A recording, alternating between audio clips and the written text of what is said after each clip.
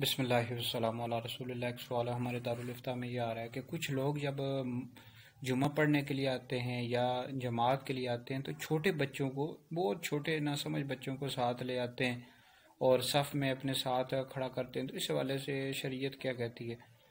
तो याद रखें, ऐसे छोटे नासमझ बच्चे जिनको नमाज बिल्कुल भी नहीं पढ़नी आती और आपको पता है कि मस्जिद में जाकर पेशाब कर देंगे, निजासत कर देंगे, तो ऐसे बच्चों को साथ लाना मस्जिद में ये नाजायज़ है, गुनाह है। और अगर यानी आपको यकीन हो कि नहीं पेशाब करेगा लेकिन एहतमाल हो, शक हो, तो फिर भी ऐसे छोटे नासमझ बच्चों को मस्जिद में नहीं लाना चाहिए।